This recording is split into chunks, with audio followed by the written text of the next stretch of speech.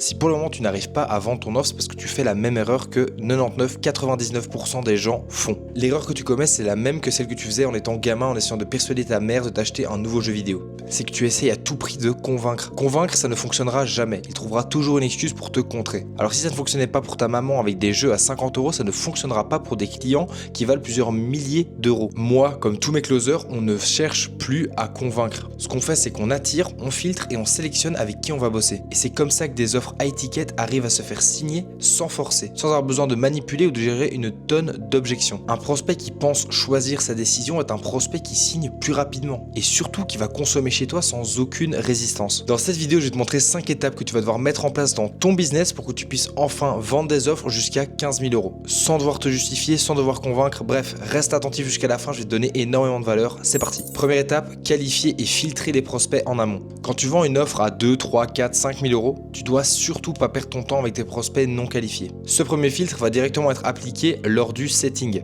Mes closers et mes setters, on ne fonctionne pas comme tous les autres. Mes setters ne vont pas commencer à envoyer des prospects non qualifiés juste pour pouvoir dire « Hey, on t'a envoyé 10 leads cette semaine-ci, t'en as vendu aucun, t'es un enculé ». Non, nous on vous envoie que des leads qualifiés pour que vous soyez sûr et certain de pouvoir les closer. Donc je vais te donner les critères d'un prospect à 5 000 €. Il reconnaît qu'il a un problème et il veut le résoudre. Il a les moyens d'investir cet argent. Ou du moins, il peut les trouver en contactant des proches. Il est dans une dynamique de passage à l'action. Son niveau d'urgence est élevé. Quatrièmement, il comprend surtout la valeur de l'accompagnement que tu vas offrir. Tous ces paramètres-là se travaillent au setting. Si jamais vous avez un mauvais setting parce que vous travaillez avec des clowns ou alors parce que vous le faites encore vous-même parce que vous n'avez pas encore délégué votre vente, venez dans mes DM Insta et on voit si on peut vous aider. Petit exercice immédiat que tu dois faire. Sur ton prochain appel de closing ou alors directement dans ton setting pour éviter de perdre du temps en closing, tu vas demander pourquoi maintenant, pourquoi est-ce qu'on devrait te prendre toi et pas quelqu'un d'autre, et alors est-ce que vous avez déjà essayé d'autres solutions. Tout ça se reprend dans le framework closer que je t'ai déjà énoncé, la vidéo s'affiche juste là. Étape 2, comprendre la psychologie d'un achat premium. Donc en fait vraiment tes accompagnements, c'est des produits high ticket, ça demande de la réflexion et surtout ça ne se présente pas de la même manière que si jamais tu allais vendre du pain au marché. Il y a 3 choses qu'un acheteur de produits high ticket veut absolument éviter. Premièrement, se sentir vendu ou manipulé. Ça, c'est la pire chose. Il faut que tu arrêtes de suivre des conseils de vente de mecs qui vendent sur Instagram où ils font des vidéos à tue-tête où ils te montrent des soi-disant calls de closing où ils sont salesy jusqu'à la moelle. C'est des gens qui pratiquent une certaine manipulation. C'est horrible à regarder, c'est horrible à ressentir. T'as vraiment l'impression d'être pris pour un con et que la personne en face de toi te prend pour un enfant de 3 ans et demi à qui on explique. Est-ce que t'es sûr et certain?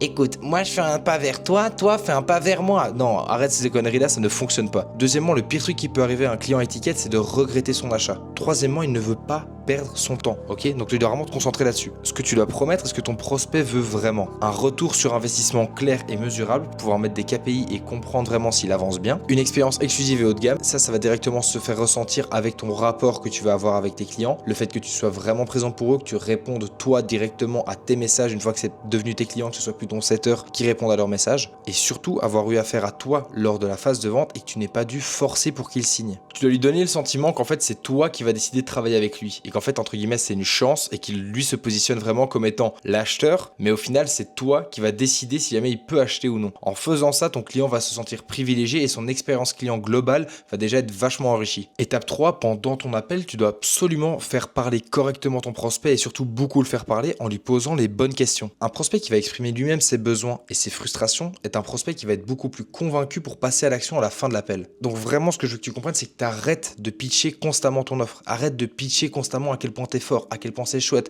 à quel point il va réussir avec toi. Non, tout ça il va le comprendre vis-à-vis de la valeur que tu vas lui transmettre. Voilà 4 questions que tu dois poser pour pouvoir vendre des offres high ticket. Comprends sa situation actuelle. Pourquoi est-ce que c'est si important pour toi de résoudre ce problème maintenant? Qu'as-tu essayé pour le moment pour le résoudre? Ensuite, fais exprimer ses doutes. Quel est le prix que tu payes tous les jours pour ne pas avoir résolu ce problème? Si rien ne change dans 6 mois, dans 8 mois, dans 1 an, j'ai déjà dit plein de fois ça, mais où en serez-vous après ces 6 mois, ces 8 mois, c'est 1 an? Ça, c'est en fonction vraiment de ton offre. 3. Crée le contraste avec ton offre idéale. Avec la résolution de ce problème, qu'est-ce qui se passe dans ta vie dans les 3 prochains mois? Fais-le vraiment se projeter avec ton offre. Moi par exemple je te dirais, ok mais là si concrètement tu délègues ta vente à des experts et que tu arrêtes de perdre ton argent et que tu perds des leads qualifiés à droite et à gauche, comment est-ce que tu te sentirais au bout de 3 mois? Eh ben j'aurais plus d'argent, eh ben je serais plus concentré, eh ben j'aurais plus de temps pour moi. Tout ça c'est des choses et des bienfaits que tu dois lui faire ressentir. 4, j'ai déjà évoqué tout à l'heure, mais donc inverse la tendance. C'est pas lui qui va te choisir, c'est toi qui choisis comme client. Si le prospect sent que tu veux vendre à tout prix, il va se sentir hésitant. Si à l'inverse, toi tu te positionnes comme étant l'expert et tu vois si jamais il est éligible à ton produit, là ça va inverser la tendance et là tu vas avoir un vrai pouvoir d'autorité sur lui. Donc comment est-ce que tu fais ça? C'est ne sois pas en demande. Si le prospect sent que t'es pas en confiance et que tu as vraiment besoin de lui pour pouvoir manger le mois prochain, il va le ressentir et il va pas te dire oui. Fais comprendre que ton offre n'est pas pour tout le monde. Vous avez un certain standing par rapport aux gens avec qui vous travaillez et vous voulez que cette qualité de personne avec qui vous travaillez reste inchangée. Essaye de mettre un petit ultimatum un peu subtil. Par exemple, si je sens que vous n'êtes pas qualifié, je vais pas vous exposer l'offre, comme ça je te fais pas perdre du temps et moi non plus je vais pas perdre du temps. Cinquième étape et pas des moindres, j'ai déjà fait une vidéo sur le sujet, mais gérer les objections que tu vas avoir. Ne justifie jamais ton prix. S'il te dit c'est trop cher, c'est qu'il a mal compris tous les bénéfices qu'il peut tirer de ton offre. Fais-lui remettre en perspective ton offre et ses résultats. Ok, c'est trop cher par rapport à quoi? Si on met le prix de côté, est-ce que tu as vraiment besoin de résoudre ce problème? Parce qu'on a parlé du fait que si dans 6 mois, 1 an, vous avez toujours pas résolu ce problème-là, vous allez perdre de l'argent, vous allez perdre du temps, vous allez prendre de la charge mentale, vous allez vous faire quitter par votre femme. Non, je rigole, peut-être pas aller jusqu'à ce point-là, mais tu m'as compris. Donc en gros, applique tout ce que je viens de t'expliquer. Si jamais tu as un problème pour le moment dans ta vente ou dans ton offre et que tu te poses des questions, si jamais tu es un peu perdu, viens m'en parler sur Instagram. Si jamais tu fais plus de 5 000 € par mois et que ta vente commence à te peser, dans le sens où tu commences à délaisser ton produit, tu commences à délaisser tes clients, viens m'en parler sur Instagram, j'ai de quoi la déléguer, ok? J'ai des gars qui sont prêts à vendre ton offre, tu vas leur expliquer, on va tourner des vidéos pour que tu leur expliques, ça va être simple, et derrière ils connaîtront autant ton produit que toi et ils pourront la vendre même mieux que toi au bout de 6 mois, j'en suis sûr. Merci d'avoir regardé cette vidéo jusqu'au bout les gars, c'était Nathan, n'hésitez pas à liker, à vous abonner, c'est ciao les gars.